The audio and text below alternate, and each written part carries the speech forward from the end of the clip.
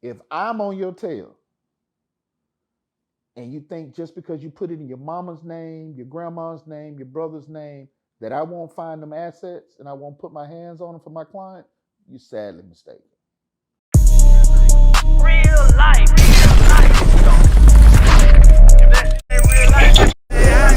It ain't real life. Just say real life street stars. You know what time it is. Real life street stars. Oh, we got him back in his. This ain't his Sunday best.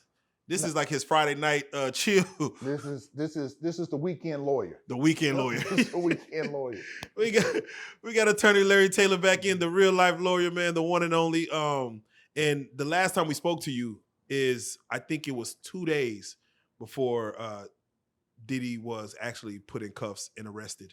And we were speaking to you about, of course, what may happen and, things that was going on with just, just his case. And he got arrested. And now we have you back and we want to touch on that. But before we even get into Diddy, as I know everybody wants to hear that, we want to ask some, just more mundane questions in regards to law. We were just talking off camera about, what people used to do, dumb crimes to get arrested or either go to jail. And we were speaking on traffic tickets and going to jail for warrants. Now, mind you, I can't speak for Rook here, but and a lot of people probably, and again, this is Texas, so they probably know. Back in the day, it used to be you get a ticket, you don't pay the ticket. You pick a day you could get off work for maybe Monday to, Friday to Monday, and you go sit in jail and just get it paid off. And they just say, hey, time served, you're free to go. That was a mentality for the broke man who couldn't afford that $325 seatbelt ticket. Mm-hmm. Like, I'm gonna just go sit in jail for 2-3 days, maybe $50 a day, whatever it was. And did you deal with a lot of that? Because most young people didn't know to call a lawyer back in the day. Brother, that is the quickest way to becoming a slave or ostracized from being able to do what you normally do in your life. And so when I got my first ticket, I ran to the courthouse, read through, figured out what a deferred was, and got deferred. Deferred basically means that if I go, I pay my fine, which is usually less than paying for a conviction, and I don't get in trouble for 6 months to a year, that case will be dismissed. Well, what people don't realize, every time you sit those tickets out, number one, they're making money because they can show that they have people in their jail. Two, every time you do that, you get points. Each state is different. And so those points eventually add up to you not being able to get a driver's license or having your driver's license taken from you. And once you do that, what's the first thing you do? Okay, I don't have a license, but I'm still gonna drive. Go drive. Yeah. And so now you get these driving without a license, and they constantly tick up. And so they go from class C all the way to a class B. Now you're talking about spending months in jail. And so you have to be very careful. And it's just dumb, right? To not take care of that ticket. Because let's just be honest with you. 9 times out of 10, if you're not paying your traffic ticket and you got a ticket, you probably do something driving that you're not supposed to. You're probably smoking while you're driving. You probably got a drink in your car. You probably got a gun in your car. You got something in your car that you're not supposed to have. They run your plates. They see that it's your car or you're connected to the car. They stop it. If it's you, if you have any of those things, that's a win for them. That's a win. You don't even have to break a traffic law anymore. And so that's when I used to do criminal law, one of the things that used to always get dope dealers was traffic tickets. They would have warrants for traffic tickets, and then they would have weight in the car. And they get stopped, and then they get hit with the weight in the gun. Yeah, you kind of want to have where they pull up your license plate, you not have a warrant. Like that's the first thing if you're gonna sell anything. Right. Very true. Again, the young mind doesn't know better. To call a lawyer immediately, after they get a ticket? Should young people have lawyers on either retainer or just have a phone? Google a lawyer and just have a phone number in your phone to call if something was to happen. Listen here, man. There are plenty of lawyers that do traffic tickets. They do them for $50. Yeah, like $50, $75. Pay the $50. Let them go down there, reduce the amount that you owe, possibly get you deferred. And sometimes you don't get it dropped. Right. And sometimes you don't even have to go to driver's school. So the thing is, I think in the state of Texas, if you're over 25, you don't necessarily have to go to take defensive driving. You just don't get in trouble. But how hard is it to get online and take defensive driving on your phone? That's right. You know what I'm saying? To keep your license and just to keep you out of trouble. What would you say if someone got pulled over and your phone rings at 3 a.m. and they call, Larry, I just got pulled over, man. He behind me right now. So what you mean what I have said? Yeah. Hey, little brother, hey, little sister, you got anything in the car? No? Okay. Leave the phone on. Put me on speaker. Let's see how this goes. Apologize for speeding or whatever you know you were doing. If you don't know what you were doing, you weren't doing anything, then this is an investigative search. And so just stay calm. Let them know, hey, look, I'm here. I'm on the phone with my lawyer who's listening. I understand that I might have violated a traffic violation. If you wouldn't mind, if you can't let me go with a warning, if you don't mind taking my driver's license and writing my ticket and letting me go on. And so, yeah, it's worked in the past, and I've spoke and given my bar number and said, yeah, I'm just listening in. And so this is not anything against the police, but I am here on behalf of my client listening in to make sure that they're treated correctly. And they usually are let go. How many digits are a bar number? It just depends. Oh, okay. It just depends. Why is it so important to be polite? Because I feel like the black man has a hard time with that when he gets pulled over by the police. Because, why do you have to, just be like, yes, sir, and no, sir, and, I just want you to talk to the audience on this, because a lot of black men get pulled over, and as soon as they get pulled over, they go to 100. I'm going to talk to the ladies on this one. All right. You got a guy, he has his hat turned backwards. He got nice chains on. He might be in the community. And he walks up to you and he says, excuse me, miss, you dropped something. Excuse me, miss, do you mind if I just buy you a drink? No harm, no foul, nothing afterwards. I just feel like buying you a drink. In her mind, she wasn't expecting that from you. Right. She wasn't expecting it. She was probably ready for a hey ma, or for somebody to call out her name or something of that nature, something she heard 2 blocks earlier. Now she is like, okay, he's not like everybody else, so I'm not going to treat him like I treat everybody else. Right. And she's going to say thank you. She's not going to give you the what the hell you want or any of that. She's entertaining you because you approached her in a way that she's not necessarily accustomed to on a regular. Officers are the same way.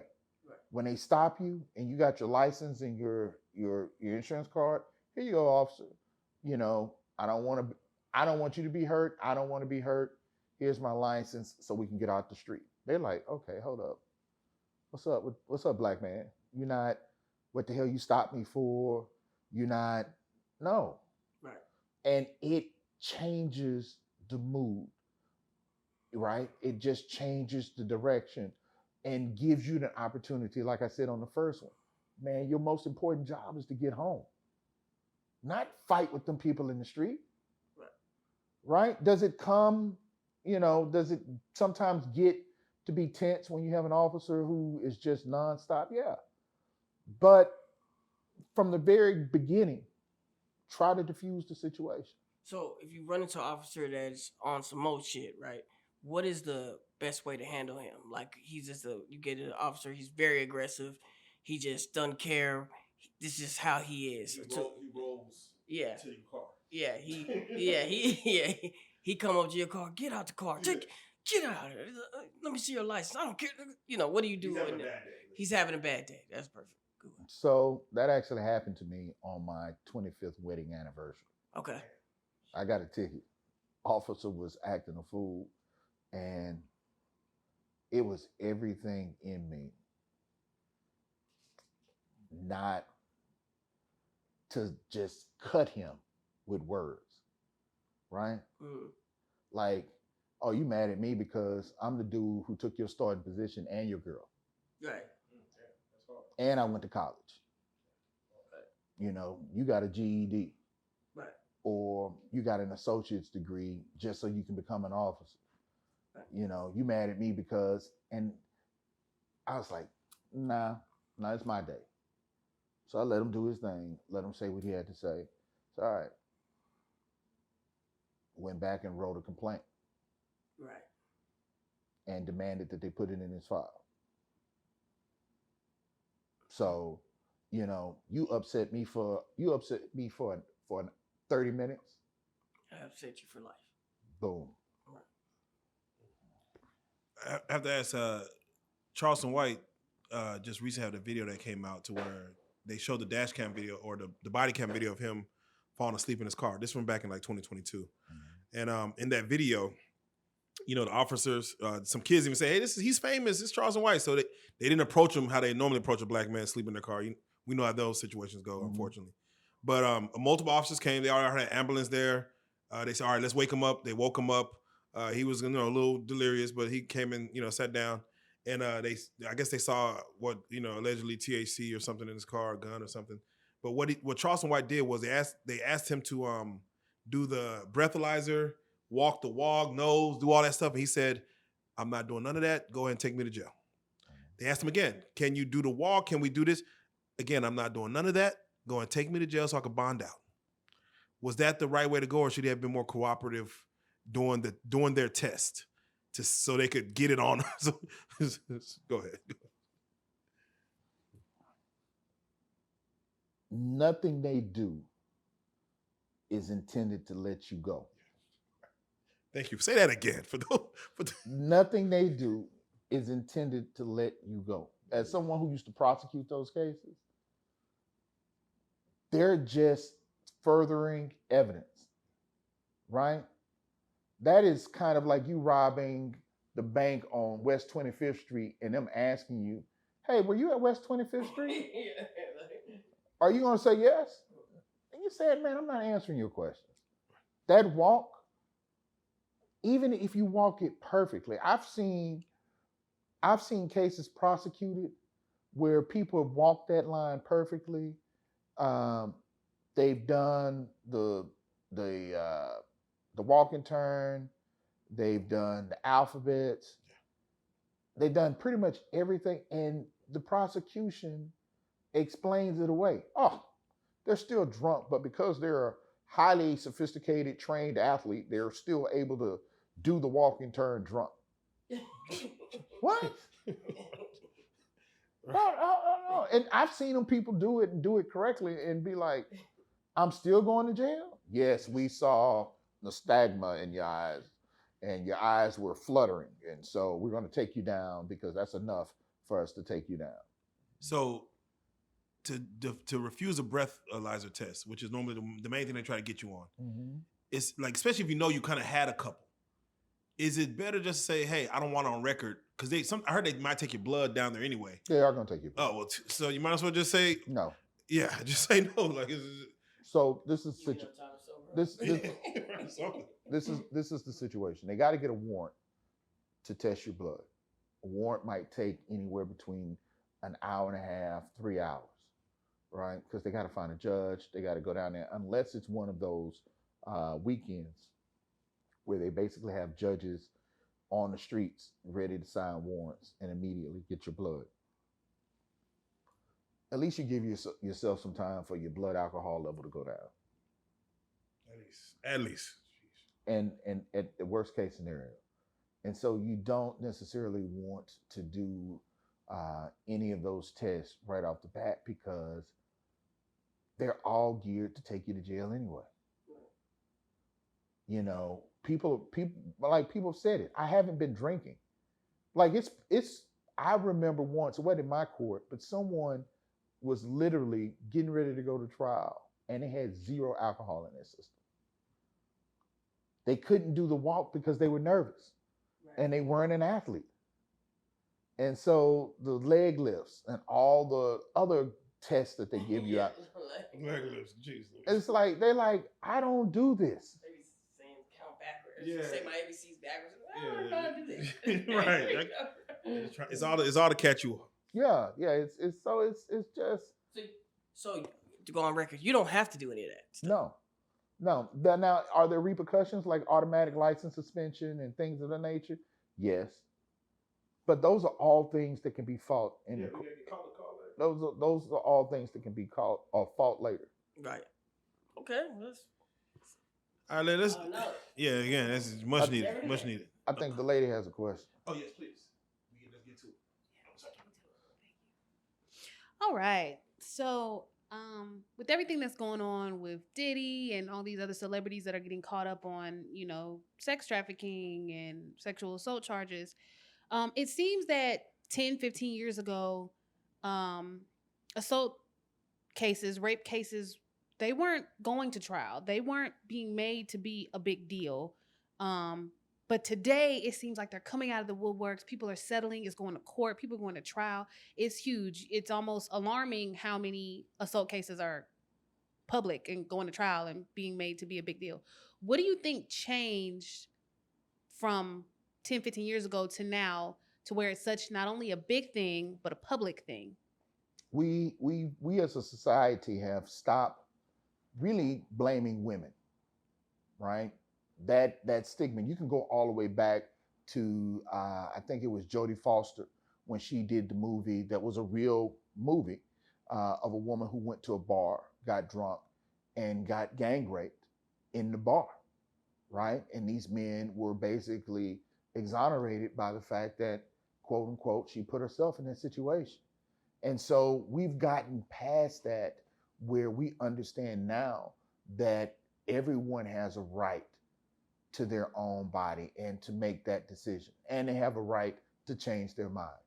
And so because of that message going out more, jurors are more sympathetic to a woman. You know what? So what she had on, a revealing outfit. So what she had on something that you wouldn't have worn. That doesn't give that guy or those guys or that other woman the right to assault this person. Same thing in the workplace. And so because of that mindset and that change, you can go a little bit before the Me Too movement, there was a constant change. And these cases, are horrific. And we're starting to see them more. We prosecute cases of youth who have been raped in government facilities, whether it's in juvenile detention centers, whether it is in foster care. We prosecute these cases because we understand that this is real. These are real people, real victims. I told you guys the first time I had the woman who was sexually assaulted by her employer, right? She basically wouldn't come outside unless I pulled up in a car with my paralegal to pick her up. And so, it's something now that we understand more and how it affects people both physically and mentally. With that change, do you think that we'll see more men come out to express assault cases? Because I know that a lot of times people say men can't get a rape, they can't get assaulted, it doesn't exist or anything like that. But it's true, it does happen to people. Do you think we'll see more men come forward? I think we will. We saw it with the situation that happened with Diddy. I think there was a young man who said that he was sexually assaulted or raped by, I said his Puffy Combs or Sean Combs. And so, and me personally, I understand how that situation may be. When I was a kid, 11 years old, I had an older woman who said she was going to take me home, who didn't actually take me home. I was drunk, was at a party. I shouldn't have been drinking at 11, but I was drinking at 11, right? Hanging out with older kids. Most of my friends were 16, 17, 18 years old. And so I had a situation where I ended up spending a night with someone that I didn't want to spend the night with. Had I been sober, I wouldn't have. And so we don't, as men, really talk about that, right? Rather than someone asking me if I was okay, I get high fives. I get data boys, right? But nobody really asked me, hey man, how'd you feel about that? Was this your first time? Yes, it was my first time, and I could barely remember it. And I did it and spent time with someone I didn't want to be with. And so that's the memory I have of my first sexual encounter. And so that's something that, we shouldn't put the onus on young people. And if there is an outcry and something happened to them, they should be able to come forward and say something. Drinking at 11 is, again, that's wild. I told you earlier I wasn't no saint. Okay. How old was the young lady or old lady? Or she's about 17 or 18. 17, 18. Do you mind me asking how does she look? I'm just. Can I ask you why I'm asking, or? Please explain to me. Yeah, I do believe some women who are that age, and let's say they're not, let's say the most attractive, and it's harder for them to get someone of their age. They may go for someone younger just to get, let's say, their rocks off, or whatever it is they're seeking. They may go younger versus even older because of maybe something about them that can't let them do that with someone their own age. But please. So I'm finna get the comments. They're gonna come in on you right now. Yes, they are. Yes, they are. I'm here for it. I'm here for it. Bring it. And so to be honest with you, she was attractive. She ran track. She had a track body. She was petite.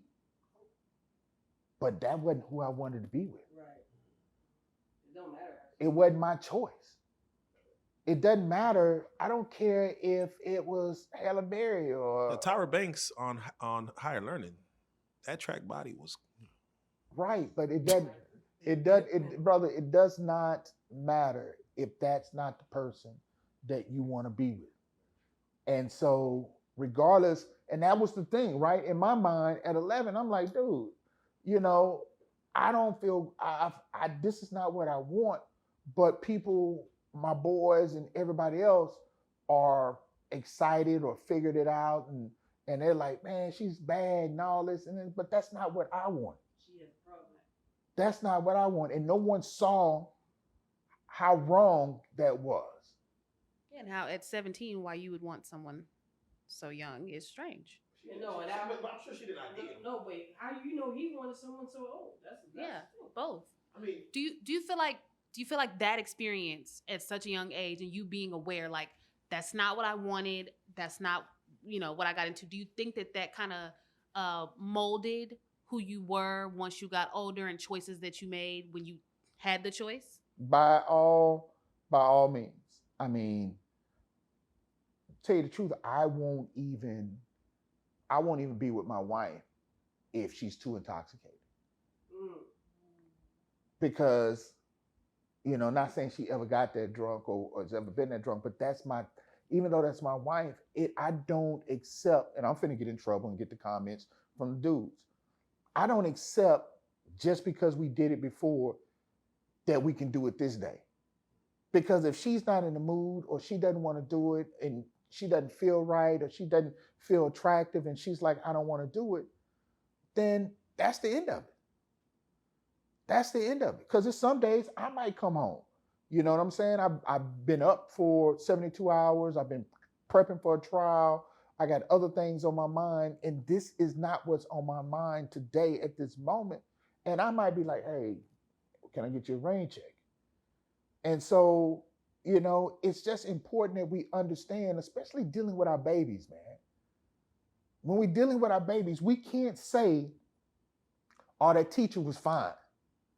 Or, that girl was fine. Or vice versa. That's not what we're supposed to be doing. And at that age, you cannot formulate the repercussions or the consequences that come with that action. And what path are we sending these kids on when we allow these things to happen? That's why I'm so passionate about the cases that we prosecute when we go after these individuals, because you are affecting a young mind. Correct. And so, it's just something that, especially as a culture, man, we got to get past that. We got to get past man, we're not really talking about that. It really didn't happen, or throwing it under the rug. Yeah, we had growing up, we had a whole song that was like, "Mama, mama, please don't leave, because Uncle Chester gonna put his hands on me."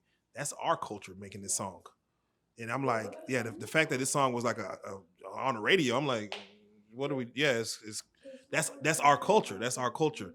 But let me ask you, how at 11, how were you like? Did you have the physique of a 16-year-old or something? I'm just curious of what. Again, it's such an age gap. So growing up, man, I've always hung out with older people. To the point when I was 30, my dad used to laugh and say all my friends were older than him. Right? They were like 60. I just have always hung out with older people. And so I hung out with these guys, and I wasn't a small guy. Right? I was in the gym, and I wasn't a small dude. But everyone knew I was young. It was everybody in the neighborhood, everybody in several neighborhoods knew who I was and knew how old I was, and they knew the people I hung out with. And so, and for those who might come back and say, he's saying this now, but he didn't say that then. Nah, bro. I've always thought like this. Right. Like, this was not the first experience that I wanted. This is not who I wanted my first experience to be with. And so I've always said that. I've never strayed against that particular thought or that verbiage. And I just want to reiterate that most women who are affected by either sexual assault or rape, that's kind of what the woman goes through. They always have an idea of their first time. And if ever it's a time that they didn't say, this is not what I wanted, it lingers with them for the rest of their life. They don't think about that with men. They think men want it however, whenever you could get it. Like, let me be your first because you're a man and you should want to have it. No, but men are affected by that as well. So, no, thank you. On the flip side of that, when is the law gonna start prosecuting these women who be lying? Where it's like, you said he did this, but he didn't because you're looking for clout or you're looking for a check, because that's damaging. Even if it doesn't go to court, that is the judgment of public opinion. You ruining reputations. People lose their job, all for a lie because of whatever it is you were seeking. When the law gonna start prosecuting them? Especially high school football players. And early college football players. Mm-hmm. Yeah. Yeah. That is, man, that is such a boomerang. It really is. It's such a boomerang. When I say that, I say that the law is basically set up and looks at it in a way that they don't want to do anything that will prevent women who have actually been harmed from coming forward. And so to turn around and prosecute women for making false statements, or even men for making false statements, could hinder those who have been harmed reaching out for help. I think a better avenue may be to, if you feel like you have been exonerated through the court system, then you have every right to go after them civilly. And so a civil litigation, even though people say that they don't, and let me just do this PSA. If I'm on your tail and you think just because you put it in your mama's name, your grandma's name, your brother's name, that I won't find them assets and I won't put my hands on them for my client, you're sadly mistaken. you're sadly mistaken. So, people tend to think that just because somebody doesn't have anything, they may never have anything. That's cool. I'll sit, lurk in the dark, and you'll never own a house or own a car or own multiple cars or be able to have a bank account because I'm going to be right there. So are you saying like, okay, it goes to court, it is proven without doubt that this man is innocent. This man may have lost his job, he may have lost sponsorships, he may have lost whatever. You're saying that the best course of action is to go and do a civil case to be reimbursed financially for these things that have happened. That's where it hurts. That's where it hurts, the pockets. No, so there's a documentary that's out right Oh, now. I'm sorry. Hold on. And it prevents you from making money off of it. There you go. Can't write no book. Because anytime that, another PSA, if I'm hired and you're lying and you come on programs like this and you're being compensated or being interviewed and you're being compensated, you're going to have problems. Yeah. And the people interviewing you are going to have problems. Because if I get you for, let's just say lying, defamation of character, or something of that nature, you got problems. And you got to be very careful about how you air this. This probably be cut out, but you got to be very careful about the guests that you have and the people and the things that they say, because there are people's lives at stake. We are from the community. Simple words can get people killed, get their family hurt. So you got to be very careful about what you say. There's a documentary that just came out with Vince McMahon from the WWE, in which he had a sexual assault case which passed the statute of limitations. Mm-hmm. But New York opened up that statute that's why the Cassie case came through. Correct. So it opened for a lot of women from stuff that happened back in the 70s, 80s, 90s, in which McMahon just settled in 2023 due to this New York opening up the act of women could go back. What are your thoughts on just only New York doing that for women, or it's really for anybody, but New York opened an act to where you could actually go back and they can look back at cases that have the statute, they threw that out. So there are former state representative Victoria Neve. She was one of the advocates here in Texas for women of sexual abuse and rape. And so there are women, or better yet, there are elected officials across the board who are fighting to open up the statute of limitation, open up the authority of law enforcement to investigate these cases. And so if this is your MO, if this is something that you do or it's something that you've done, you got to be concerned about it, because the laws are changing so that people can get justice. Yeah, it's funny because Vince McMahon, he filmed the documentary in 2021. It's a good documentary, you should watch it. But he filmed it in 2021, and his statements were, the statute's limitations up. She can't do nothing anyway. Like, for him to say that on camera, and then 2 years later they open up New York, and he's like, "Let me just settle this." I'm like, because you said that, she probably has an easy case. Like, for you to just be like, "Well, she can't do anything about it anyway." I'm like, that's crazy. Look, man, we have serious issues. We do. In this country. We have serious issues in this country. We elected someone who literally said that they grabbed women without permission. Yeah. And a segment of the population was cool with that. And so, we have to really do more of a reset and understanding that you can't do that. You can't do that. No means no. No means Yeah.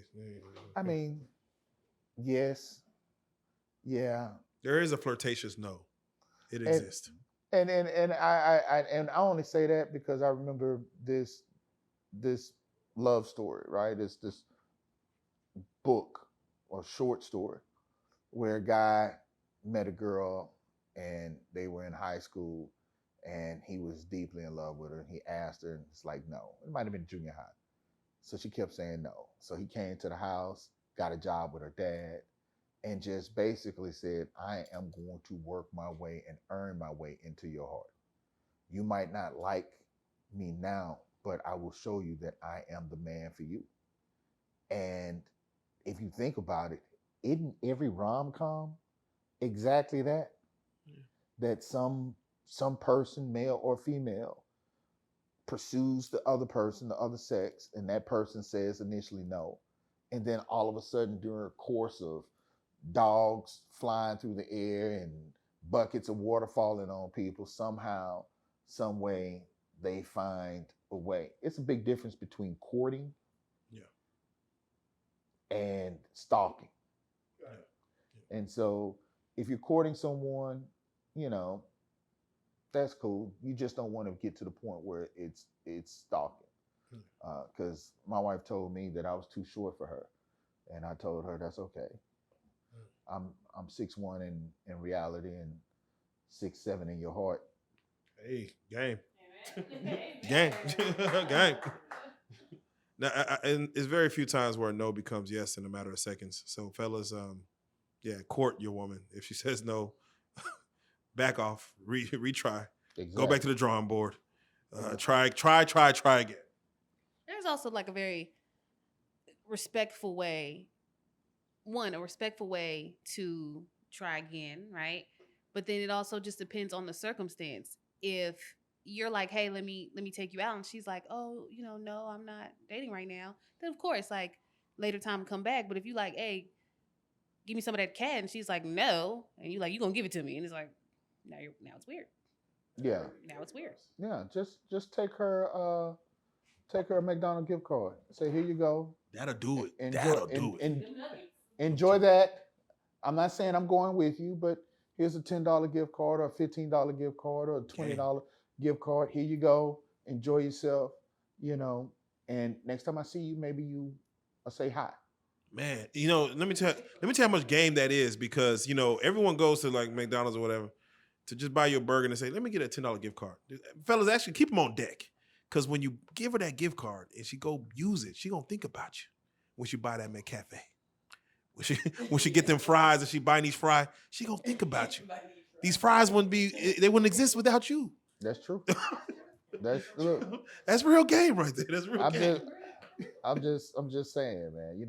I've been out the game a while, but that is that's some old school game right there, man. Yeah, man. If you seriously, earnestly like the woman and you feel that this is someone that you really want to be with, then try but not to be obnoxious about it. Just be just gentle nudges that I'm still here.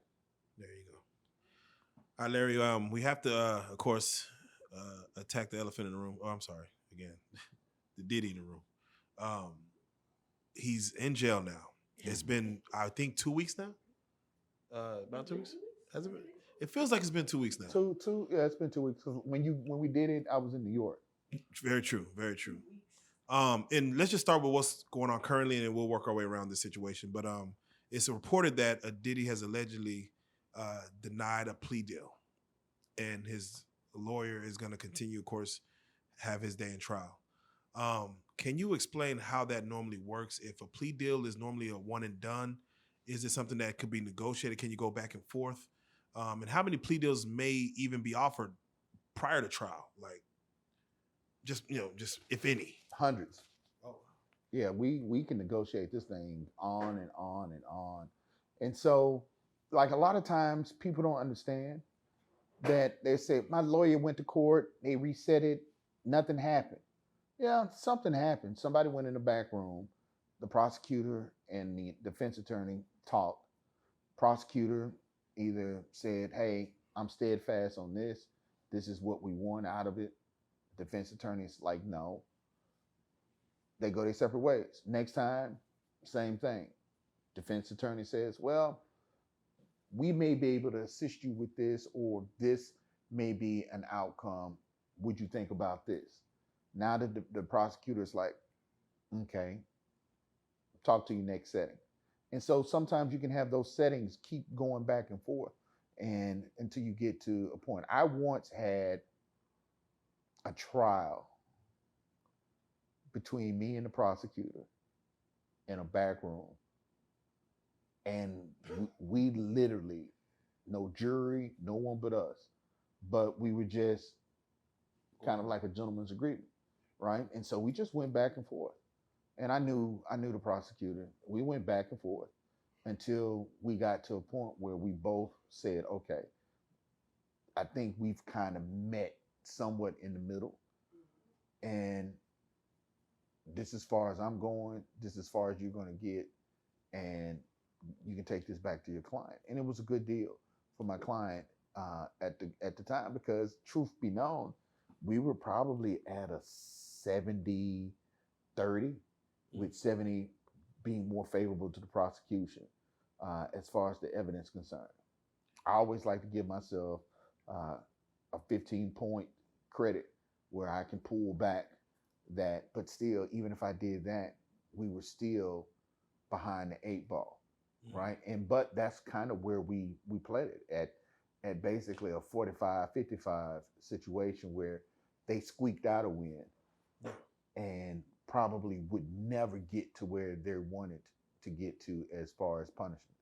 And so I know that I developed a reputation during the punishment stage that my closings beat the initial offer. So with the Diddy situation, they're probably going to go back and forth for some time.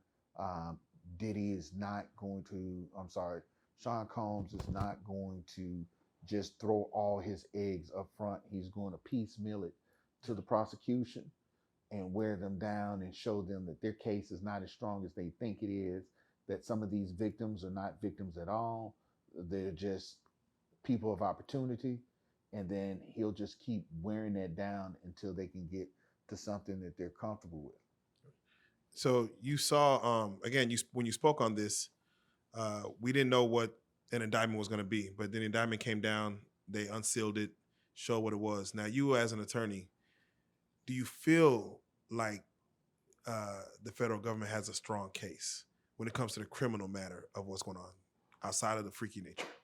Yeah, by all means, man. I mean, most people are definitely afraid to even walk into a federal courthouse. Yes. Big boys. Jurors are afraid.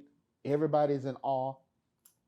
So that's advantage federal government, right? The evidence and the public perception that they currently have is strong as well. And I'm going to go ahead and correct myself. Cassie was beaten because I got. There was Cassandra. I don't know what you called her. What'd you say? I'm not saying that again. I'm not saying that again. So to the 2 or 3 people who corrected me on the name, I left it alone. I apologize. They picky, boy. Hey, you know what? But you know what? Call me out. Yeah. If you see something and I see it, if I'm wrong, if I see it, I'll chime in. Or if I feel like I'm not wrong, I'll chime in and explain why I said what I said. So I have no problem communicating with your viewers. Yeah. So yes, no, as you stated, Cassie, the 1,000 bottles of baby oil, which is not illegal. Again, it's not illegal. But is it not? Man, listen. Is it not? Is it flammable? It's flammable. No, I'm just asking. Physically or metaphysically? Like, what are we talking about? Because it can go both ways. I don't want to know about the metaphysical part of it. But no, I mean, that much of anything, quite honestly, if it could be used to make a bomb, chances are you're not supposed to have that. But easy defense. Hey, we like having oil parties, bathtubs full of oil, and slip and sliding. Is it a fix? To me, that's an easy. Is it easy fix? Yeah, I mean, don't say move that. on to the next question. Don't say that. Don't say that. It's like we literally have baby oil wrestling nights. You know why you don't want to? Is that illegal? It's illegal in the context of how Sean Combs uses it. So you don't want to say that. Okay. So don't, if Sean Combs, if you see this, Joker should not be your attorney. Yeah. That's why I did not pass the bar. Because statements like that are gonna get you sent straight. They're gonna be like, we don't even need a jury. Just listen. This is your cell right here. This is your cell. You don't want to say that. But he has to explain that. His lawyer has to explain it. Well, and watch this. Man, sometimes keeping it simple is the best thing. I looked at the statutes of this state, and that's not illegal. Leave it at that. Don't be trying to explain. Right. I was just gonna say, should his lawyer even be talking? This is my thing. Like, I think every time he opens his mouth, it just hurts him a little bit more. Man, it is. I really don't know what his end game is. Yeah, because like if he loses the case, he looks like the worst lawyer. You don't want to go with him either. Like, he should just stay quiet, right? It just depends, right? So let's say, for example, I'm representing you, Right. and you're in jail, so you can't do any interviews. You can't get before the news. So I'll sit down with you and say, okay, I'm going to take your wife and kids, and we're going to do 2 interviews a week. And this is going to be the message that we're getting out there. Something totally and separate and far away from what you've been accused of, and something that's true, so that the viewers, Right. and potential jurors see you in a different light, other than this monster that the media is currently Yeah, painting like, you. where is his publicist, I would say, or Yeah, like, but what's going on? Like, you could easily paint a different narrative. You're Diddy. Anything that they feed us, we're gonna eat it up. So why is he not? Why is this lawyer only one speaking? well, no, no one is guilty until a group of their peers, labeled as a jury, have found them guilty, unless they decide to go before a judge and have a bench trial. But they have to go through the system before they're considered guilty. And so his lawyer might be the only one up there right now. I haven't really followed his statements of his lawyer, but I've seen some interviews, but you know, it seems like he's mostly attacking the federal government's case, but not in a way that I think is really resonating right now with anyone. Yeah, so he did a interview with TMZ where TMZ has a whole documentary on Tubi called Diddy's The Downfall of Diddy, The Indictment. And Harvey is literally talking to him about the baby oil. And like you said, he kept it as simple as like, from my knowledge, baby oil isn't illegal. So he says this with Harvey. But I'm like, why aren't you saving, like, is he trying to win back the court of public opinion in his statements? Because I'm like, why aren't you saving these things for your day in trial versus? Because part of what makes the prosecution feel as strongly as they do is that they read those comments, they see how the public feels about something. And if the public feels so strongly about something, then they're not inclined necessarily to make you a deal. Excuse me. But if there is an issue with the case and public opinion starts to wane, you might be more inclined to entertain that. How chilling or bad does evidence have to be for them not to let you out on a $50 million bond? Well, I said it before. The interview when they asked me in New York. They're not going to let him out simply because of he's a flight risk. And the judge basically said the same thing. This guy has access to private planes. Even if you froze all his money, he has friends that have access to private planes. And so even with a leg monitor, right? We all have heard stories of people cutting off their leg monitors and disappearing for at least days. And so here you have a man who can cut a leg monitor off, hop on a plane, and leave the country. And he has the financial resources to do it as well. And he has the financial resources to take care of himself, even if he never decided to come back. So once they got their hands on him, they're not going to let him go. And I knew that before they even had his arraignment and talked about providing him a bond. So it really didn't have nothing to do with the evidence.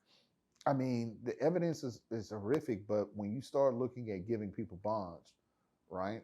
If let's say, for example, let's get off of Sean Combs, and let's talk about we've been talking about drunk drivers a lot, or even a murder suspect. You get someone who you got in who has murdered someone, and you want to put them on bond, but there's a witness or there's someone. There were actually two people that they were after, and they only got one of them. Is this someone, or even more importantly, is this someone that he killed who may retaliate against him? And so now you got to run the risk of putting this person back into the general population, and someone try to retaliate against him at a Walmart, and bystanders get killed, or he at his grandma's house and innocent family members get killed, or he attempts or she attempts to kill the last person or the second person. So a judge would most likely say, "Nah, I'm not letting you out." Yeah, I could even see Diddy wanting to do the right thing by getting on bond, leg monitor. But all it takes is a thought process while he's sitting in his mansion saying, actually, I don't want to go to jail. I don't want to even go to trial. And let me change my mind. Yeah, let's go. Let's hop on a flight. They want to keep him in jail. But let me ask you, when it comes to back to the attorney speaking and going on, doing all this, going on this public rant and raving and telling that his client is innocent and discussing the baby oil and things of that nature and freak offs, does it make it hard for the federal government to pick a jury? Because they're looking for people who don't know about this case, who haven't heard details. Is he trying to make it hard to, like, man, everyone in New York know who Diddy is, so it's going to be hard to even try this case, in the Southern District of New York? We got to go to Wisconsin, or like, is the lawyer probably trying to make it hard to find a jury selection go through? That's not going to save him. Okay, That's in a case like this. That's not going to save him. And then, man, I forgot just that quick, but I wanted to go back to a point on when you were talking about the bond. That's it, the bond. If they're unable to get to, he might have a second chance at a bond.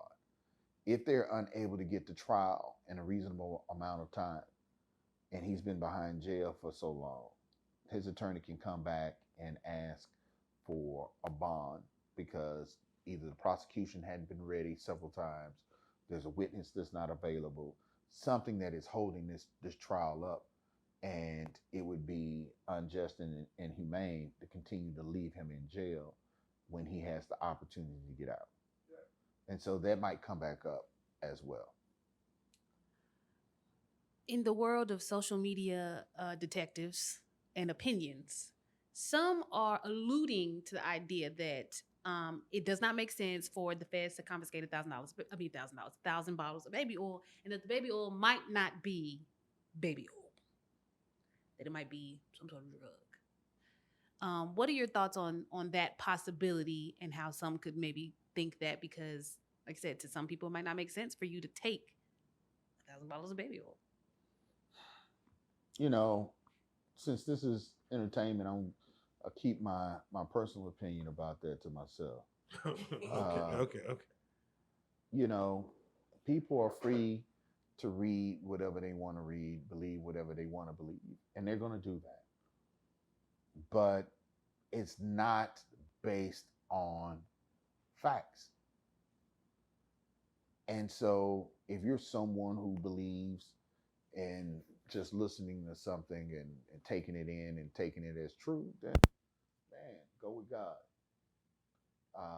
But always remind yourself that you could have the rug pulled from under you because it's later found that it's not true. And I think one of the issues that we have as a society is that even when we find out it's not true, we still make it true because we just felt better when it was true. And that baby oil thing, it doesn't really matter, because if there were more women who were harmed like Cassie was in that video, that should be our main concern.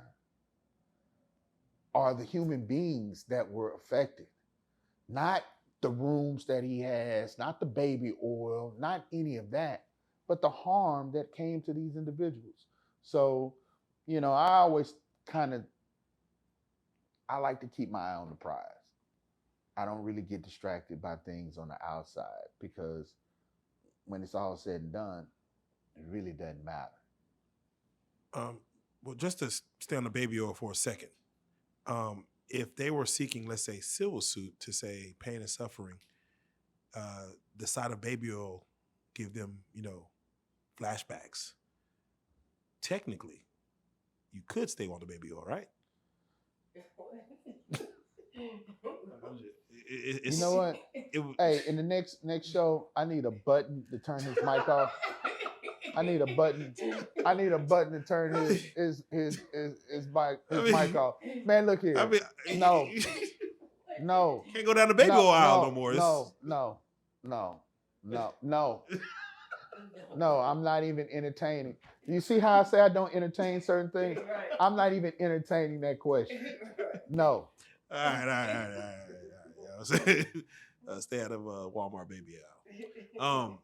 When it comes to his assets, you had just mentioned about assets being like you as a lawyer, we're going to go after assets. Mm-hmm. Of course, the $50 million, Sean Combs had paid off his mansion in Miami. He paid off the remaining $18 million to own the mansion. He had a mortgage on it still. He paid off his mother's mansion just in case he has to put that up as well. If he does move his assets now that he owns them into either mother's name, friends, children's name, things of that nature. Right now, of course, there's a lot more civil suits that have opened up against Sean Combs. Are those assets protected because he moved them out of his name? And how does one go about obtaining every asset? They look at it from when the day the crime happened up until when the assets got moved out of his name? Or how does that work when it comes to seizing things you might have tried to get rid of or hide that's showing that you don't own?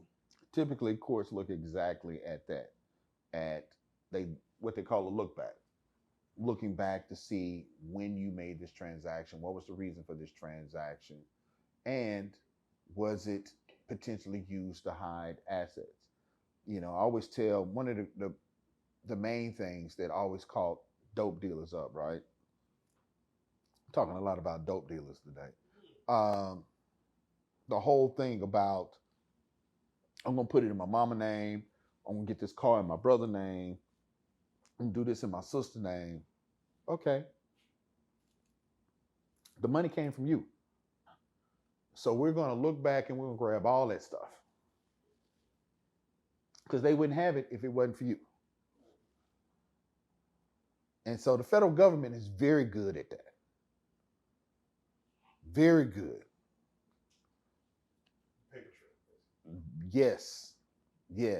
And so, if it comes to making the federal government, because the federal government is going to come get their money too. They're not prosecuting this case for free. So all of that's going to be calculated as far as the time and resources that they spent to prosecute you. You got it. Let's go get this match. Let's go get this Rolls. Let's sell all this stuff.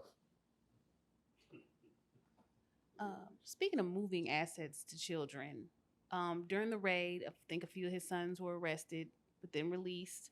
And we haven't heard anything really from the kids. Mm-hmm. And most recently, the twin girls got back on social media, and even in their video, they said like, hey, we know we've been not on social media, but we're back and we're blah, blah, blah, blah, blah. Do you think that these are good moves for the kids? Like, hey, get back on social media, get back to normal day-to-day things that you would be doing and kind of pretending as if this is not happening, not speaking on it. Do you think that's the right thing to do, or that there should be some sort of setup for them as far as PR and what they should be doing and saying in the public eye? You should always have a PR person in a situation like this.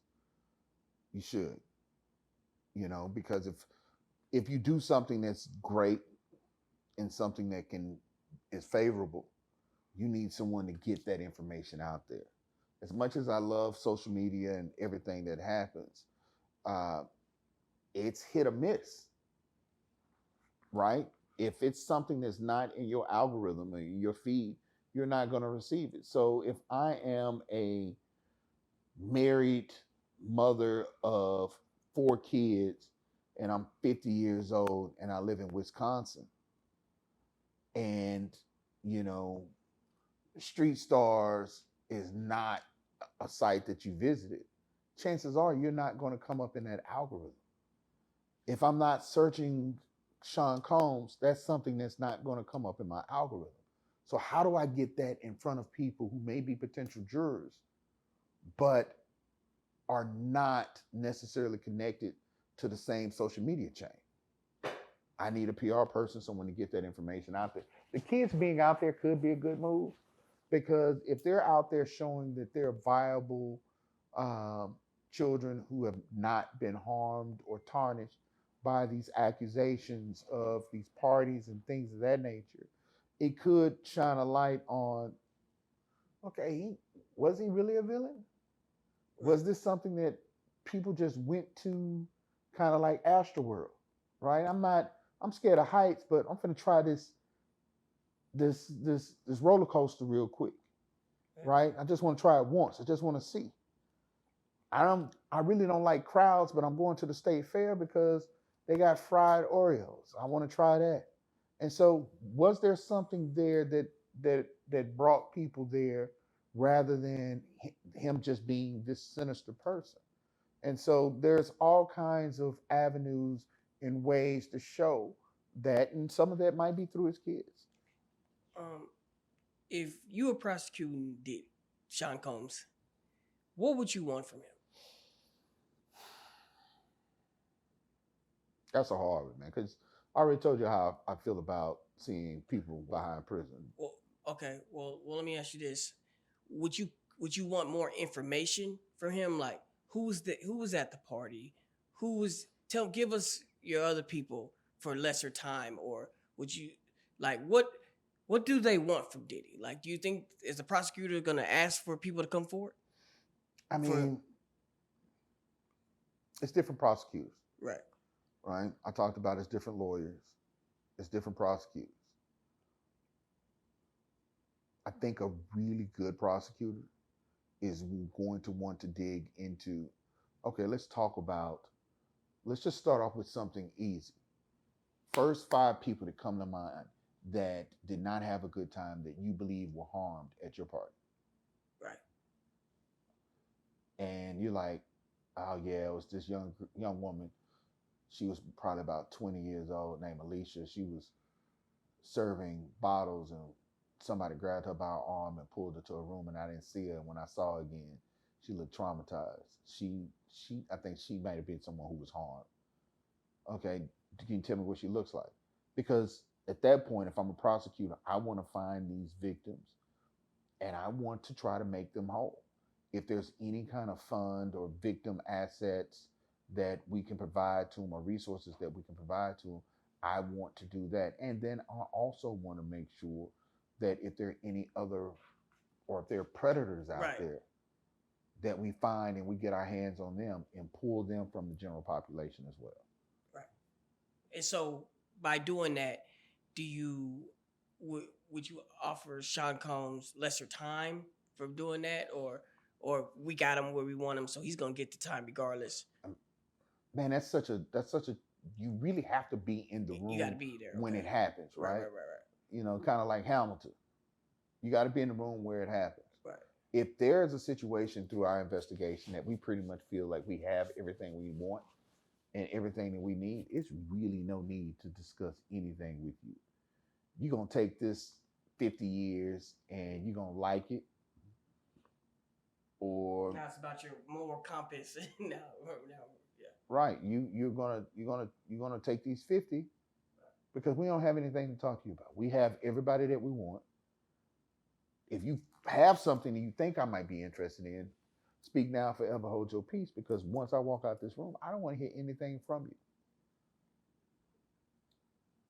Is there any possibility that Mr. Combs walks away from this scot-free? That he gets out of it? He goes home.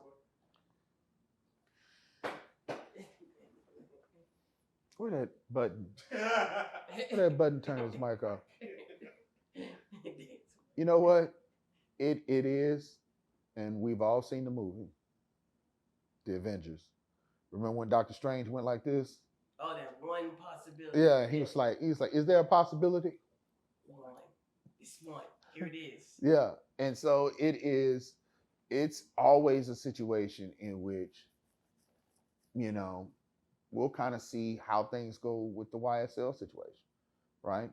If there are witnesses who are not giving the federal government what they need, or not coming forward, or causing issues with the reliability of the facts in the case, that's always a possibility. Should Diddy have, let's say he's guilty.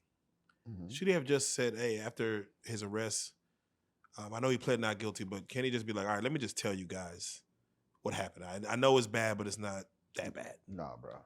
Okay. No. Yeah, stay away from that. No. Yeah. No. What did I say? It's just- What did tape one? Yeah. Tape one. I ain't do nothing. Put your head down and shut up. Put your head down and shut up. It is nothing ever any good by you saying, no, I did not shoot Rook. I do own a .45 caliber, but I keep that in my house. I did not shoot him. I was not even in town. For them to go back and it's like, you mistaken. You left the next day. You were here when he got shot. And we went to your house and we can't find the gun. Where's the gun? You just gave them what they needed. By just talking. Shut up. So do you think Diddy can plead that he was insane during these freak offs? Can he go that route? Like, I was fucked up. Hey man, I look was here, in a look here, bad brother. place. Look here. With the right amount of money, the right experts, you can prove pretty much anything. So, should he have got out the country before he got arrested? Sir, I am not. Yeah, I'm just like. Sir, I am not advocating for absconding. No. What I'm saying is he wasn't charged with anything. He could have just been out the country, right? And Sir, I am not saying. I'm not saying what Russell Simmons did was the right thing to do. Yeah. I'm pretty sure Russell Simmons, if he sees this, he'll make a YouTube video about it and talk about it from Bali or wherever he is. Sean Combs will not have that opportunity. But I cannot tell you that you should abscond from the law or anything of that nature.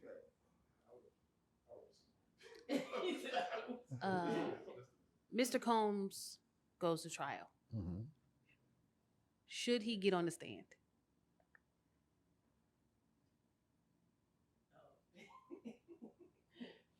So I thought about that today.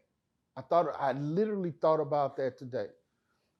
And so we talked about, I told you that if I saw the complaint that Cassie came out with prior to going public, I told you that I would have told him to pay. And so we always kind of went back and forth with, why didn't he pay? Why didn't he keep this document out of the public? Then you think about why, when he had the opportunity to leave and the feds met him and arrested one of the passengers that was supposed to get on his plane, why did he come back?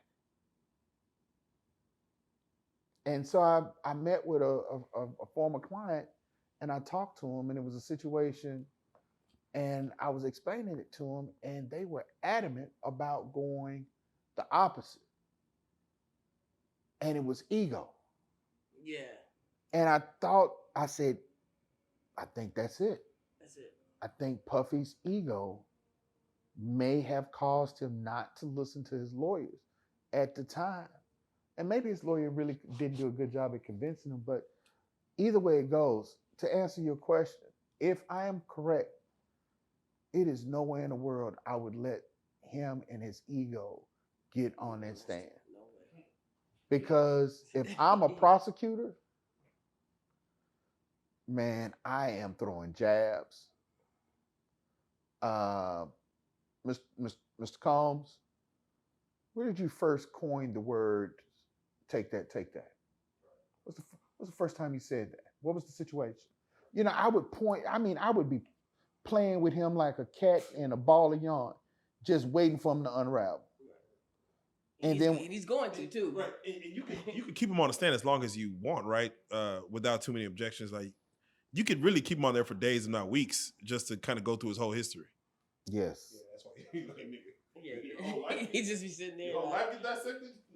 Like, you know, yeah, bruh. Like, I'm going back to Shaquita at Howard. Like, hey, Miss Jones said you hit her in front of the Seton Hall dormitory elevator. Similar to this, and just play Cassie's video. I mean, like, you would have so many opportunities to get in his head to have him come out and say something or provide you something that you might not have known about because of his ego. I wouldn't do it. Right. Just would you bring up, like, you know, I thought you said that you can't stop. You can't stop. Dude, You will bring a song with Won't stop. you Can't stop. yeah, I would definitely bring up song lyrics. I mean, you bring up things that are personal to people. I remember one time I was crossing an officer. I think I told you about this one. I told you I was crossing the officer, and he was a captain of the police department. And I asked him if he took notes. And he's like, yeah, I take notes for everything. I said, yeah, I'm forming law enforcement too. I take notes all the time. You know, you use a pencil and paper? He said, yeah, I'm not big on the iPad. I said, me either. I like pencil and paper. I said, do you store them, you keep them? He said, yeah. I always put the date on them, and I had them boxed up by year and month. I said, that's cool. I said, you probably, and being funny, I said, you probably take notes when your wife sees you to the grocery store. He said, of course, because if I get one thing, I'm going to get in trouble. I said, that's interesting. I said, I asked for the notes that you took for this case, and they didn't provide me. Where are the notes? Got him. He smirked, I smirked. I said, where are the notes? He said, there are no notes. I said, did you destroy the notes? He said, no. I said, you didn't take notes? He said, no. I said, tell the ladies and gentlemen of the jury why you didn't take notes. Because I didn't find that this was that important. Whoa. Whoa. You chief police, and this is important enough to bring us to a federal courthouse. Right. But you, the expert, and everything that we're talking about, didn't find it important enough to take notes. No, he said, I didn't. It's over. My God. I'm out of here. It's over. I'm out of here. And so, you know, you a good lawyer will always tap into something that he knows is witnessing. You get comfortable, you slide in what you want, and then you pull out your result. See, never trust a lawyer. Even he's crossing everything. He's trying to be your friend. No, he's hey. What you talking about? I love you guys. Will this trial be televised? I think it's gonna have to be. Right. And how long you see it lasting?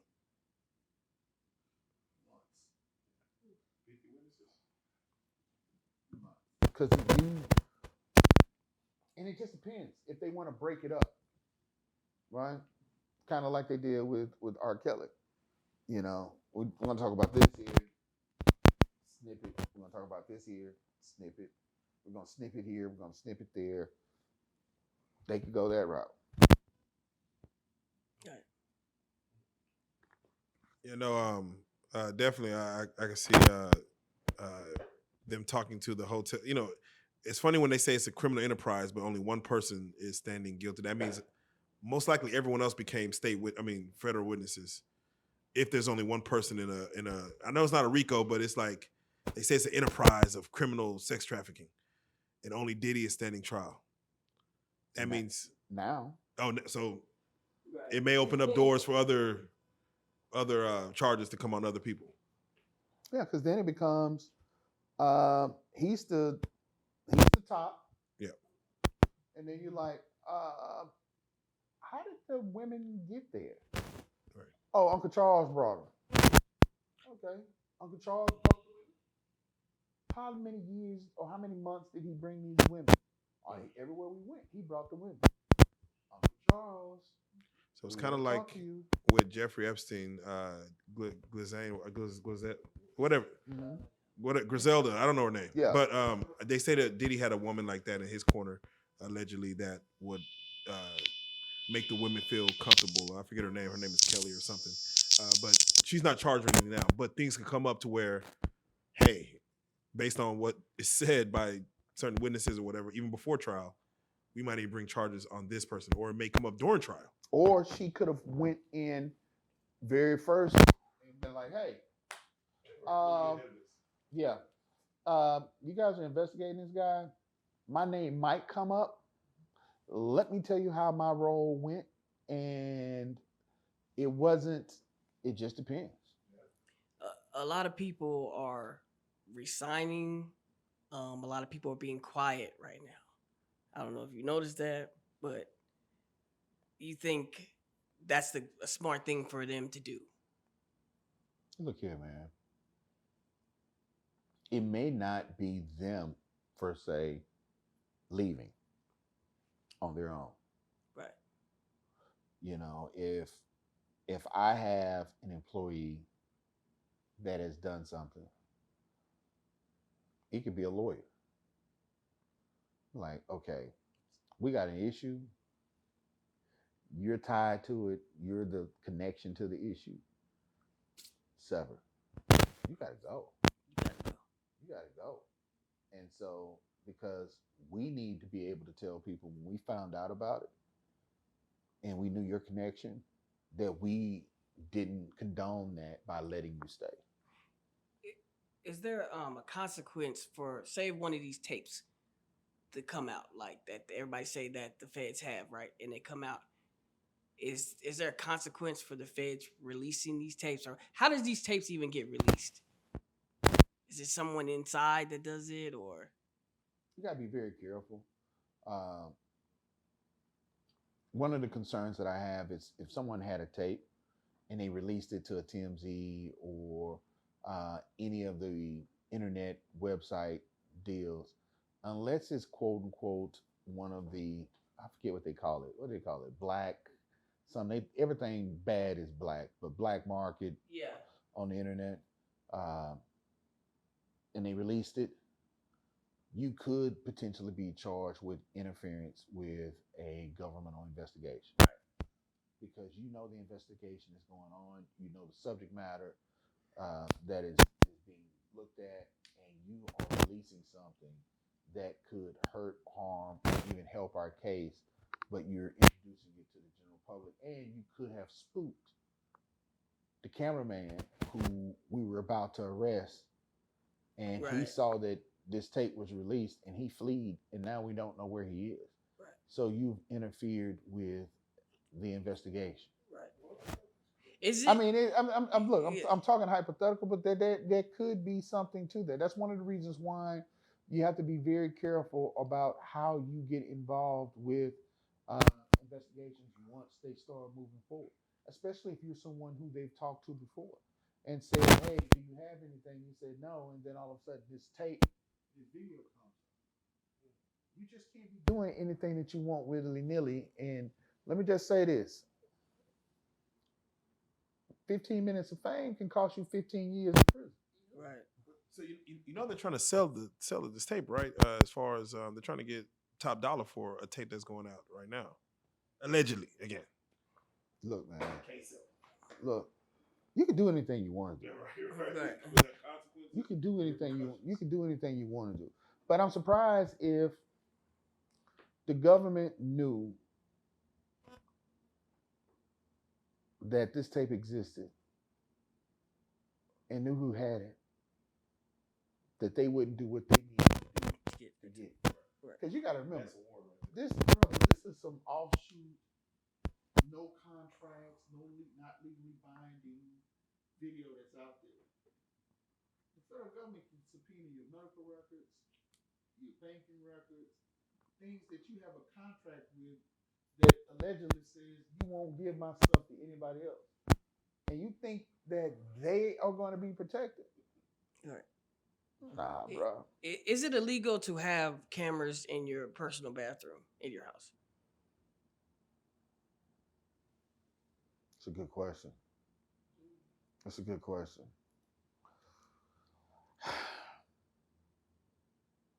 Man, oh no, I'm cool with my response. Right. You know, if there was a reason, like I kept the camera there because I had small kids and my kids like playing in the toilet and could potentially drown, and I wanted an alert to notify me if my kids were in the bathroom. That's one thing. But if I have nothing but adults coming into my house, you're going to have a hard time explaining why that camera is there and what are you doing with those videos. So the sex trafficking is like, it's like a big deal. Mm-hmm. Can you please, for those who may not know, define sex trafficking and the difference between sex trafficking and human trafficking? Ooh. So that we understand. That's a good one. So typically, when we're talking about sex traffickers, we're talking about sex workers and moving them across state lines, moving them from hotel to hotel. And so And just to be clear, when you say sex workers, we're talking about prostitutes, OnlyFans models, escorts, strippers. Oof. I don't know if someone who is considered an OnlyFans model or someone who has sex on social media in their own entity would be included in that. It usually involves a third party who is.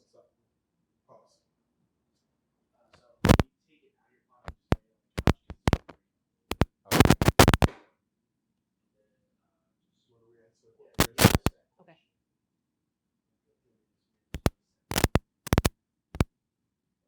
All right, how about that?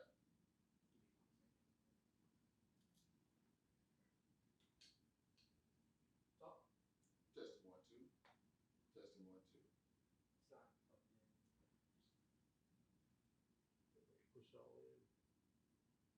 She won't go no more, Captain. Give it an option. Testing 1 2. Testing 1 2. It's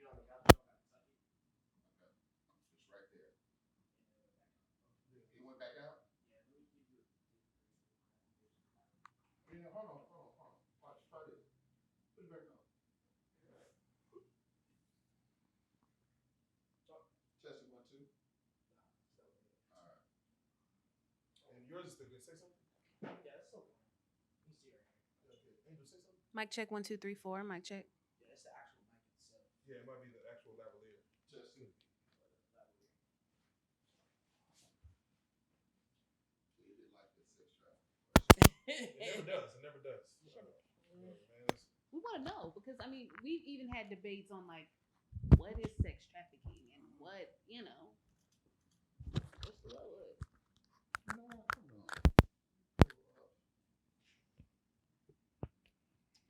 I'm gonna pull up the Hey, can you see if it's coming up?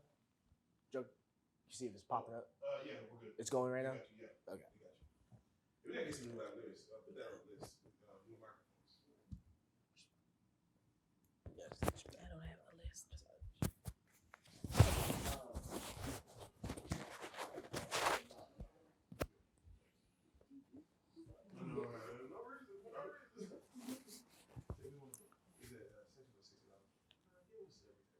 Even though we'll sit down like, hey, they're sitting down.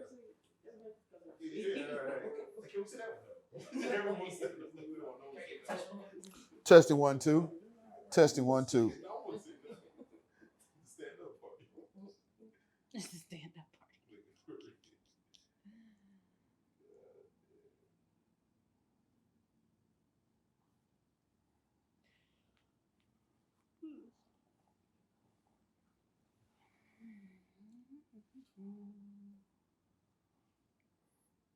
See, I knew it was going to say that, but I don't agree with that. What was the sex trafficking? What was the other one? Human trafficking, the difference. Pretty much the same thing. Keep going. Are we ready?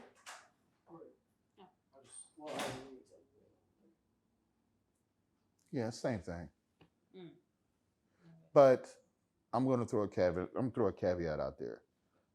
Whenever you're ready. Joker said keep going. They said, all right, here we go. In 3, 2. So, for those who don't know, who may be curious, could you please define sex trafficking and the difference between sex trafficking and human trafficking? There's not a whole lot of difference between the two. Both of them basically involve servitude by a third party through coercion or forcing someone to work or do something that they normally wouldn't do. In one case, human trafficking could include sex, but sex trafficking is definitely through sex. And so, you know, it makes it difficult for us to say that someone who is an OnlyFans model or someone who engages in sex willingly for money is being trafficked. Typically, I mean, even with going back and dating myself with pimps and prostitutes, I felt like that was still sex trafficking because you had someone, even though someone was potentially willing to do it, they were still being coerced into giving part of their proceeds, if not most of their proceeds, to someone and being told what to do. Anytime that you get into an employee employment situation, I feel that it kind of lends itself to being some kind of trafficking, especially if you're being asked to do something that you don't want to do at a time that you don't want to do it at.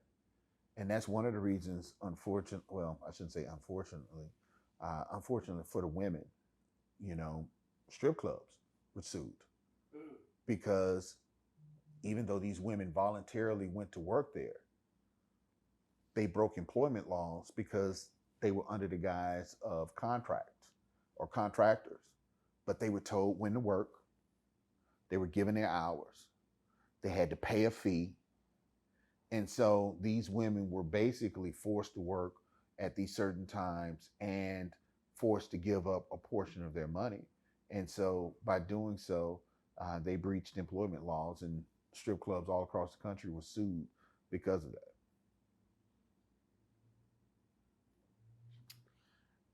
So, in the case of Cassie, or anyone else that says, "Well, he made me engage in intercourse with this person and told me I would do it, or else," that would be considered sex trafficking? I would say yes. And this is where I'm going with this. If I'm telling you that your livelihood, your way of life, and all of this is geared toward you on my command having sex with other people, that's where the trafficking comes in. Especially with people that you don't know, people that you're not really voluntarily sleeping with. Because anything else could be considered swinging. Right? If that's the lifestyle that you're in and that's what you're into, then that's what you guys do. But if you're to a point where you're being obviously forced to have sex with someone, and everyone can see that this is something that you don't want to do, the person who's telling you to do it knows that you don't want to do it. You verbalize that this is something that you don't want to do, and you're being told that you have to, then yeah, it fits within that category. Versus human trafficking, where you may be forced to work in like a massage parlor, or you may be forced to clean, or you may be forced to do these things. That would be considered human trafficking because you're not necessarily doing sexual acts, but you are being forced under those same guidelines of livelihood or whatever to do something physical. Correct. You see that a lot with people who are unfortunately promised the hopes of U.S. citizenship or the promises of America, and they get over here and they're forced to work in restaurants or in industries and warehouses and not really getting paid their fair share and not being allowed to leave. Now, some were saying, like, again, the world of social media, were saying that, like, if you a dude, you know, you a baller, and you meet this girl traveling, you know, you live in Miami, you meet this girl when you were in New York, you go back to Miami, you say, hey, fly down here, I'm gonna buy you a Gucci purse, we're gonna have a good time, and she goes, and he's like, we gonna do it. Would that also be considered sex trafficking? Like, hey, we gonna do it in order for you to get back home, or we got to do it in order for you to get this money or whatever. Let's go back to our original assumptions, right? In which you have someone who is evidently not willing to do certain things, and as a third party. Here in your example, there's not really a third party out there who's telling you to do something. There's not a Diddy, Sean Combs. Sean Combs is not telling you, go over here and get me a purse. And so the scenario is a little bit different in that regard. So the third party is kind of like a key point in the actual charge of sexual assault. Right. So if I tell her you're gonna go to Miami and get with that guy, and he's gonna give you this person, you're gonna go do that because I'm telling you, then that versus her being told by that man in particular. For the most part, Yeah. for the most part, it's usually that third party who is involved, that is in control, that is taking care, that is doing the trafficking. If you don't mind, I want to ask you about another case real quick, in which there was a civil suit for a local artist and a local artist's manager, in which we have Rainwater and Yella Beezy, in which Rainwater won $325K judgment against Yella Beezy and I believe RealLyfe.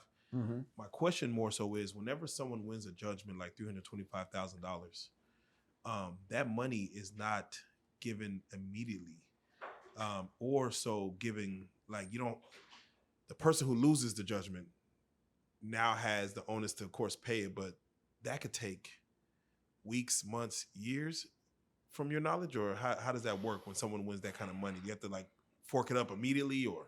No, there's usually a timeline. So there's an appeal process, similar to when I told you that when Sean Combs was sued and the guy from prison won the money, that there was an appeals process in which someone would have an opportunity to appeal the judge's decision or jury's decision based on some objections that they made during that trial.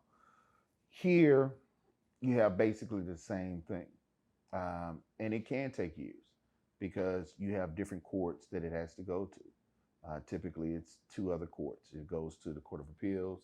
If you don't like that decision, then you'll go to the Texas Supreme Court and they'll make a decision. And they can take their time at making those decisions. And so you don't really know.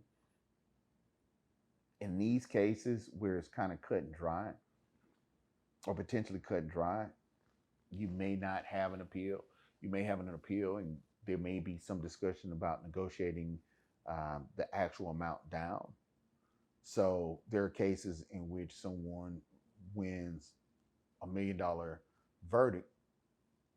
However, they ended up getting only $450,000 because they didn't necessarily want to go through the whole entire appeals process or run the risk of losing it all.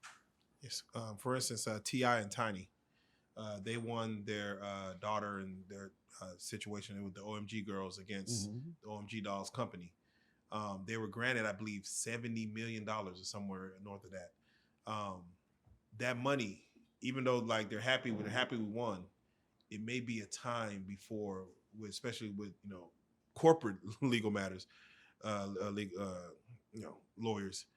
It may be a time before they see any of that, or like you said, it may be a time where we just, hey, let's just settle. Not saying settle, but let's just go for this amount versus having this play out even longer with appeals. Do they have that same opportunity in regards, do you believe, as far as T.I. and Tiny? Yeah, I mean, anytime that you get such a large verdict, those companies aren't just writing that check. Okay. Why write the check when, if I can tie it up, I can get interest on $70 million. So I'm just going to tie it up. And depending on the jurisdiction, the appellate courts could be more favorable to people like myself. There you go. And so, and I might say that it was a runaway jury, that given the fact that they're famous, people like them in the community, that's the reason for the verdict, but the verdict has no substantial basis in the actual litigation. So I'm just going to wipe out that verdict. Is that the same if like you said, like, oh, you may win it. So I say, Joker, I want $10 million for what you said. And Joker says, I'm not going to pay that, but I will offer you $5 million right now. He comes and offers me $5 million to settle. Mm-hmm. Do I get that money in a lump sum? Or is it the same process as well if I'm taking what he is offering me instead of like what I'm asking for? If you take anytime you do a settlement, typically it's paid out. Sometimes it's paid out over a period of time.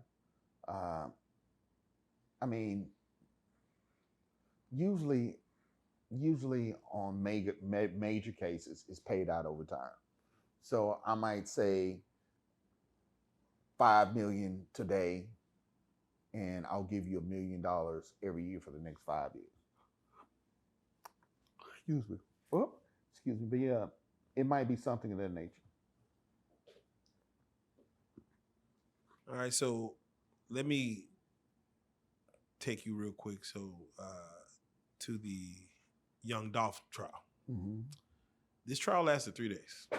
From a prosecutor standpoint, prosecutor closed their case in 3 days, and the defense did their thing. Within a week, case is over.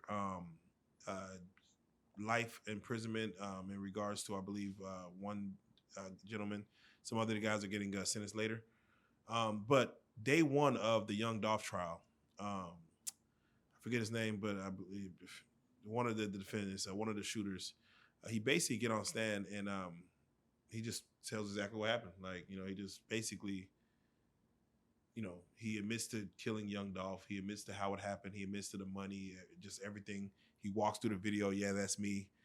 Yeah, that's him behind me. I was actually shot in the process of trying to get away. He just kind of goes through the whole thing. Right. It wasn't even the case. It was like this.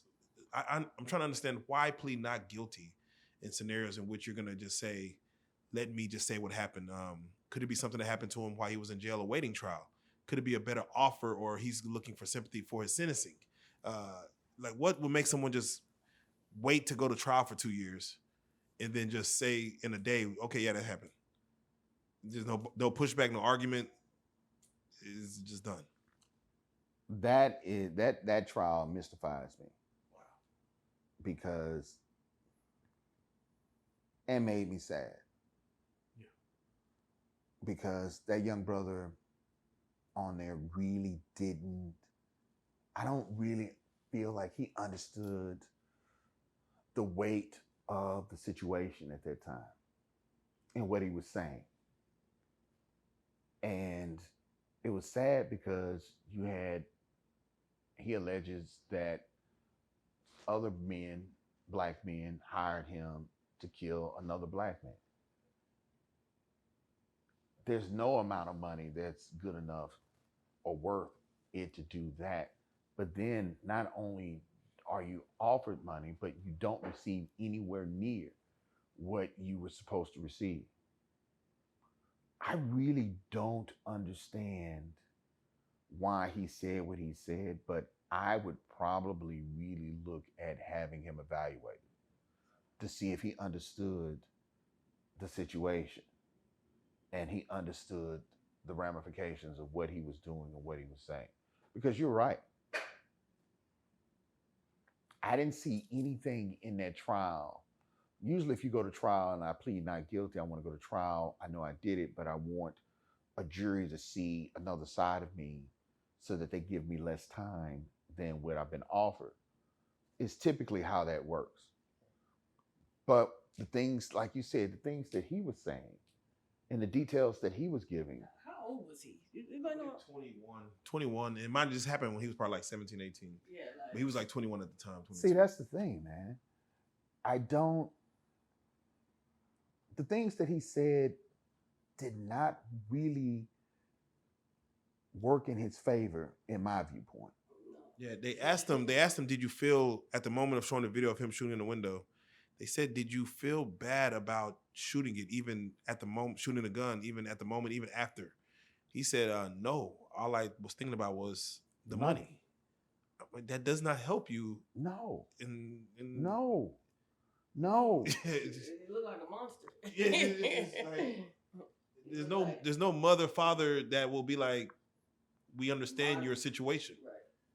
He would have done better not testifying and basically just doing a trial on punishment. And then that way you can get a bunch of witnesses in to talk about your character and how great a person you are. Right. What lawyer let you go on the stand and say shit like that?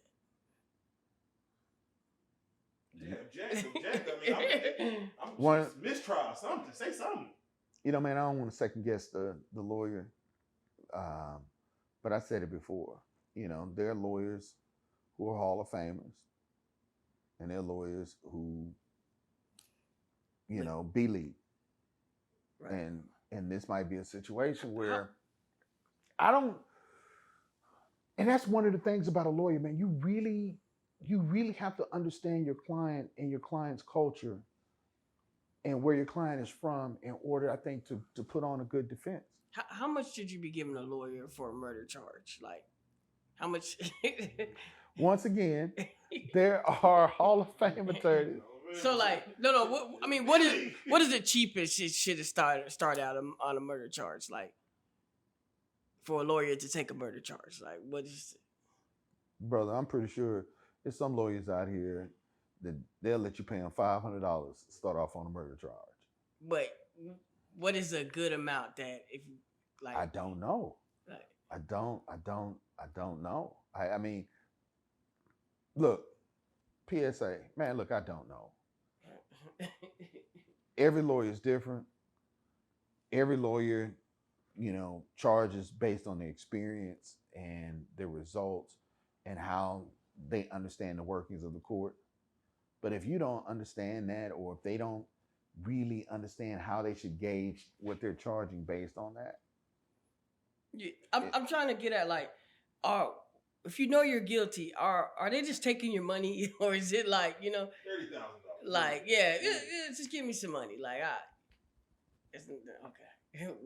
Why do you want to go in there with a lawyer knowing that you did it, right? And they have all the evidence against you. I've seen people pay up to $100,000. Yeah, no. G Herbo just recently paid $1 million to a lawyer. He went in and just pleaded guilty. Now they're suing him for not paying the rest of the legal fees, about like, let's say another 200, 300,000. He's like, y'all didn't do nothing. I pled guilty. And, I know I hired y'all to try to fight it, but I pled guilty. How are y'all suing me for, and, again, that's them, but he said, I nearly paid y'all $1 million and I just pled guilty. There was no trial. You got to be very careful as a lawyer with that, because depending on the state and depending on the guidelines, that lawyer is going to have to show that he actually is owed that money. You got to be very careful with that. And lastly, I have to ask, when it comes to whether murder trials, whether Diddy, do prosecutors, defense attorneys, do they all just talk to each other during lunch? The judge, do they all just say, hey, this case is easy. Hey, how you want to handle this? Hey, this is a shit. Like, I look at the Dolph case, I'm like, it looks like the defense and the prosecutor just had a conversation like, hey man, let's just go home. Let's just, he don't even know better. He's just gonna say whatever. So let's just call it one, and let's not stay here for weeks on end. Do we talk? Yeah. I mean, it comes in handy.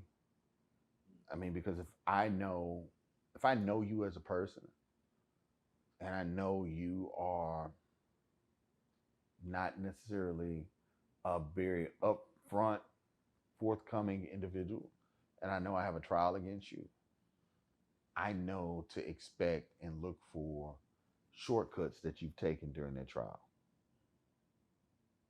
On the other hand, I think I told you the time I got cussed out by a prosecutor who told me to get my behind back to the courthouse ASAP because he needed to release my client because he realized my client was innocent. And I just so happened to be at lunch with a judge at the time. And I was like, well, Judge, I guess I got to go because I got to let the prosecutor be a good person and get my client out of jail. And so I was able to do that because I had a reputation or a relationship with the prosecutor. And they know I mean what I say and say what I mean. And I don't hide the 8-ball. I don't do all of that. I just, if I'm going to whoop you, I'm going to whoop you nice and clean and honest. It ain't going to be no, well, it ain't going to be none of this. It's just, it is what it is. And having a good reputation as a lawyer and as a prosecutor goes so far in the benefit of you as a practicing attorney. And so because of that relationship, this prosecutor actually did something that they didn't have to do. And when they did what I asked them to do, they realized I was correct and they got my client out of jail. So the crap talking, like, is it really like on Law and Order? Like, yeah, Kevin, you gonna cheat on this trial like you cheat on your wife? Like, do they? Y'all really like? Y'all really talk to each other like that?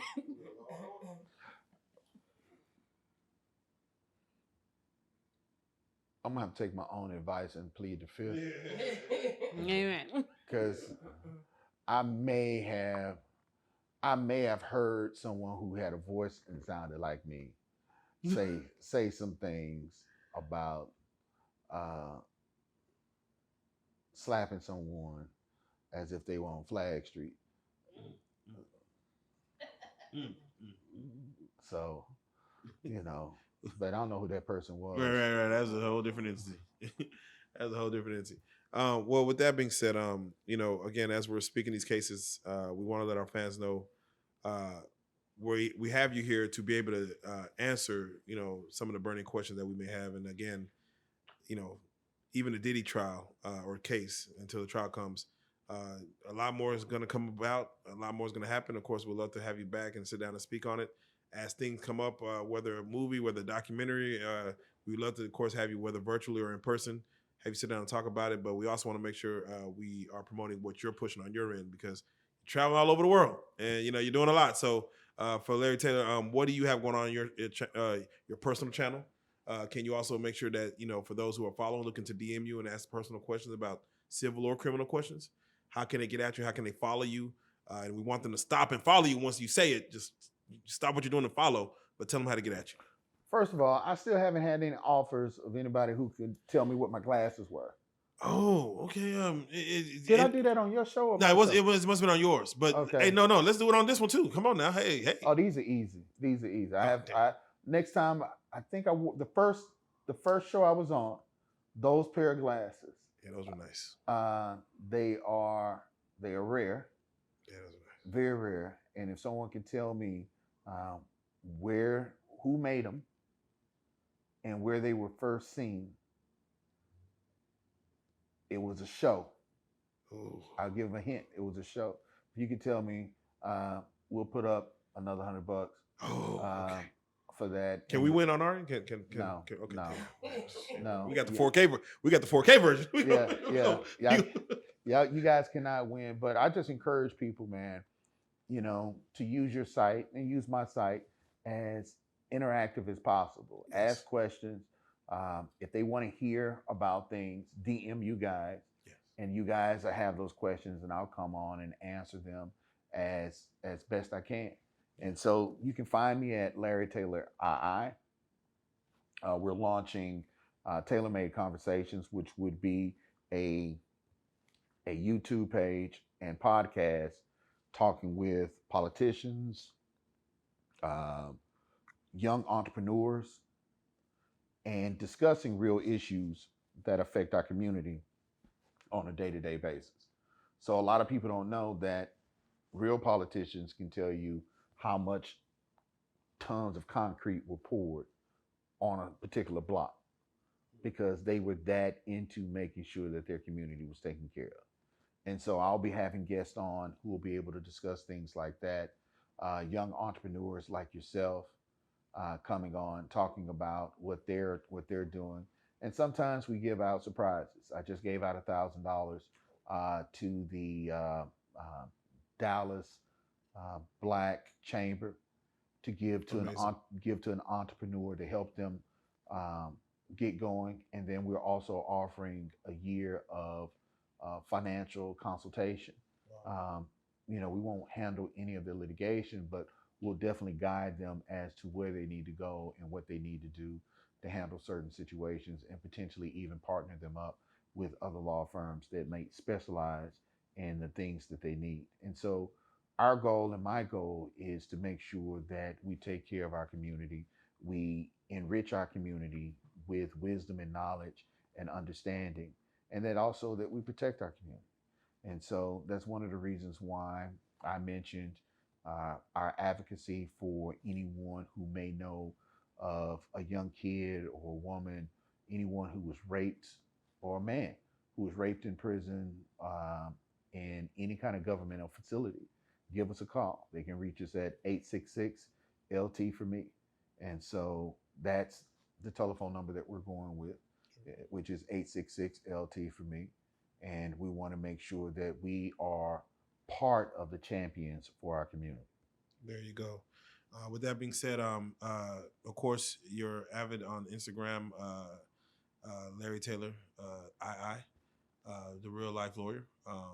So we want to make sure they follow that. Are you on any other avenues outside of Instagram, YouTube, website? Are you on Twitch? I don't know. If you go to tailormadelaw.com, you'll find all our handles and connections. Look, I told you guys how old I was before. Some of this stuff is too new for me. I'm trying to keep up as much as possible because you got to watch out, because just because I looked up something for YSL or for a Young Dolph trial, I didn't know other stuff pop up on your screen. And sometimes, sometimes you could be with the wifey or somebody, and something pop up, and you'd be like, "I didn't ask for this. I didn't ask for this. This just popped up." Right? Isn't that algorithm? God dang it! But with that being said, no, we definitely appreciate your expertise coming on the couch, man. Definitely a breath of fresh air. Definitely very enlightening, and we got to say it, Larry Taylor, the RealLyfe Lawyer. You are a real life street star. Lego. Thank you. Appreciate it. Real life.